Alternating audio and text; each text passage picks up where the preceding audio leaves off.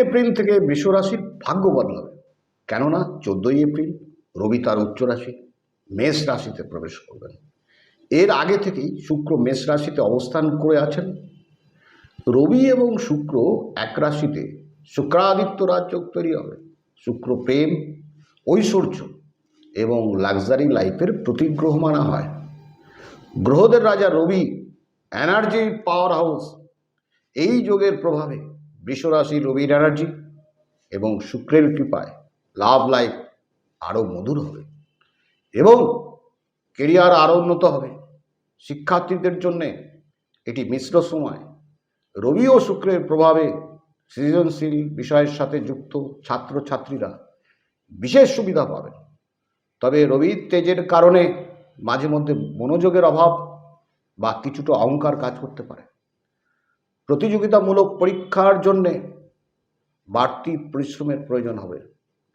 চাকুরিজীবীদের জন্যে কর্মক্ষেত্রে প্রতিপত্তি বৃদ্ধির যোগ রয়েছে। রবির প্রভাবে আপনার নেতৃত্বের ক্ষমতা প্রকাশ পাবে এবং ঊর্ধ্বতন কর্মকর্তাদের নজর কাটতে সক্ষম হবেন। যারা নতুন চাকরির সন্ধানে আছেন তাদের জন্য ইতিবাচক কোনো যোগাযোগ হতে পারে। তবে সহকর্মীদের সাথে তর্কে জড়ানো এড়িয়ে চলাই বুদ্ধিমানের কাজ হবে। ব্যবসায়িক ক্ষেত্রে নতুন কোনো পরিকল্পনা বাস্তবায়িত হতে পারে।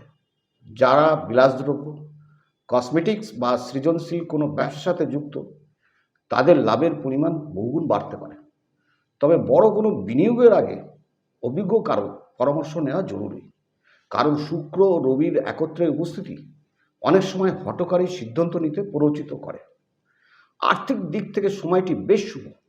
আয়ের নতুন উৎস তৈরি হতে পারে। তবে শুক্রের প্রভাবে বিলাসিতার পিছনে বাড়তি ব্যয়ের সম্ভাবনা রয়েছে। সঞ্চয়ের দিকে একটু নজর দিলে আর্থিক স্থিতি আরও মজবুত হবে।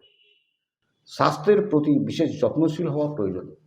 রবি ও শুক্রের এই অবস্থান আপনার চোখের সমস্যা বা পেটের ছোটোখাটো গোলযোগ সৃষ্টি করতে পারে।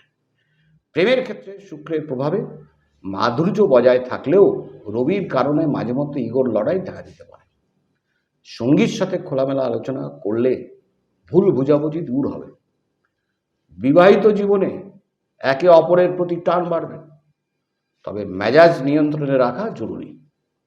সব মিলিয়ে এই গোচর আপনার উন্নতির জন্য নতুন সুযোগ নিয়ে আসবে।